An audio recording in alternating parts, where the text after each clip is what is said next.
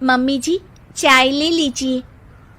अरे कलमुही, तेरे हाथों से तो चाय पीते हुए भी डर लगता है, कहीं इससे तेरा रंग मुझ पर ना चढ़ जाए। अगर इन्हें इतनी ही शर्म होती तो मेरे इतने हैंडसम भाई को इस तरह फंसाती नहीं। बानी और शिवम की लव मैरिज हुई है। बानी के ससुराल में उसकी ननद और सास हैं, जिन्हें अपने गोरे रंग पर बहुत गुरूर होता है, जिस वजह से वो बानी को सिर्फ उसके सांवले रंग की वजह से नापसंद करती है और हमेशा उसे ताने सुनाती रहती हैं। बानी उनकी सभी जली कटी बातें सुनकर चुपचाप वहां से चली जाती है। तुम माँ और छोटी को कुछ बोलती क्यों नहीं? मम्मी जी बड़ी हैं, हर छुटकी ना समझ, इस तरह उन्हें उल्टा जवाब देना सही नहीं। मेरी जिम्मेदारी उनकी सेवा करना है, जो मैं पूरे दिल से हमेशा करती रहूंगी। ऐसा बोलकर बानी रसोई में जाकर रात के खाने की तैयारी करने लगती है।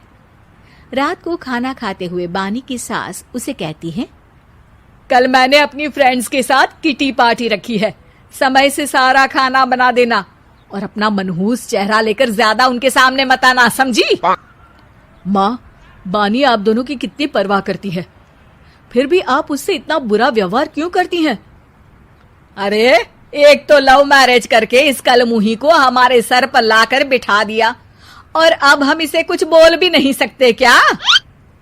भैया तो इनकी तरफदारी करेंगे ही, आखिर इन्होंने पूरी तरह उन्हें अपने वश में जो किया है। जिसे जो करना है करे, बस कल मेरा सारा काम समय पर हो जाना चाहिए।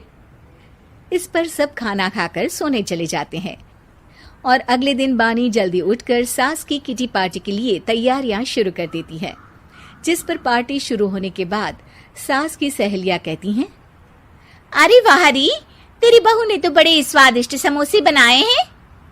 हाँ भाई, रंग कैसा भी हो, खाना बनाने में बिल्कुल अन्नपूर्णा है। अरे इसकी भी क्या बात करनी, मेरी बेटी से मिलो, इसकी सुंदरता के आगे तो उर्वशी रंभा भी फेल है। उर्वशी रंभा को तो फेल कर देगी, पर क्या अन्नपूर्णा बन पाएगी?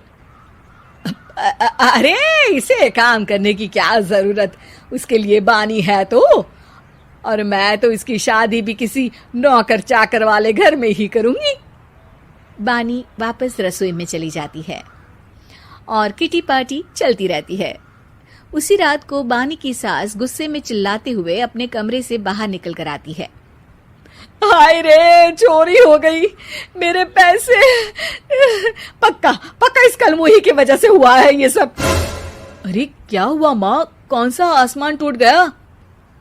अरे आसमान तो उसी दिन टूट गया था जब तू इस कलमुही से शादी करके इसे घर में ले आया था। खुद तो आई ही, अपने साथ साथ मनहूसियत का काला साया भी मेरे घर ले आई।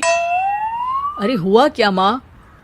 अरे मेरी तिजोरी में रखे पैसे कहीं गायब हो गए, सुबह ही देखा, अरे यहीं रखे थे।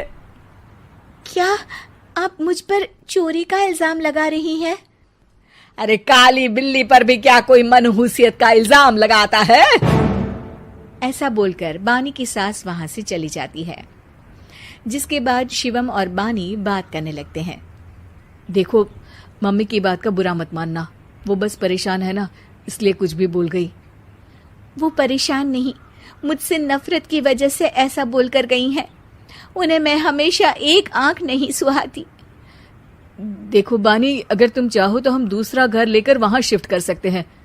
आखिर तुमसे प्यार करके तुम्हें अपनी जिम्मेदारी पर इस घर में लेकर आया हूं, इस तरह टॉर्चर नहीं होने दे सकता। अगर आप साथ हैं तो मुझे किसी चीज की टेंशन नहीं, और आखिर वो हमारी बुजुर्ग हैं, हम उन्हें और छुटकी को इस तरह अकेले छोड़कर कैसे जा सकते हैं?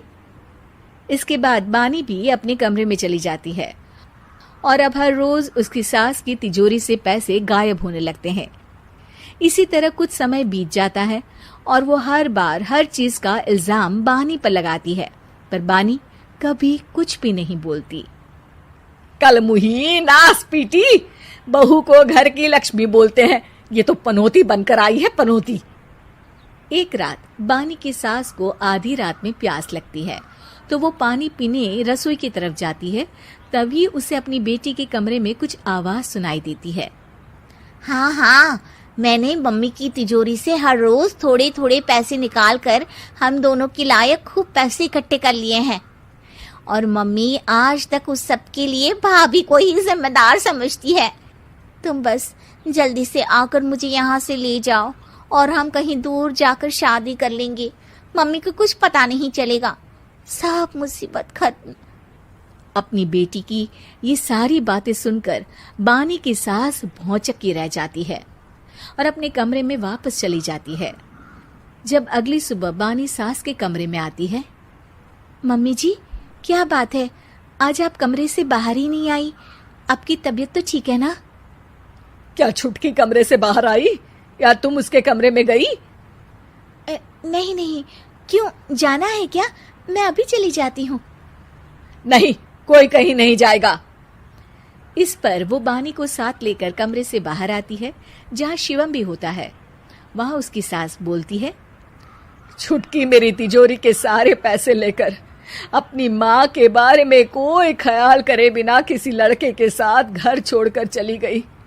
और बहू, तुमने मुझ जैसी सास की सेवा करने के लिए अपने ही पति के साथ दूसरे घर जाने से मना कर दिया। मैंने हमेशा तुम्हारा रंग देखा अच्छा ही नहीं, जो मेरी सबसे बड़ी गलती है। मुझे माफ कर दे बेटा। और इसके बाद बानी की सास कभी अपनी बहू की तारीफ करते थकी नहीं।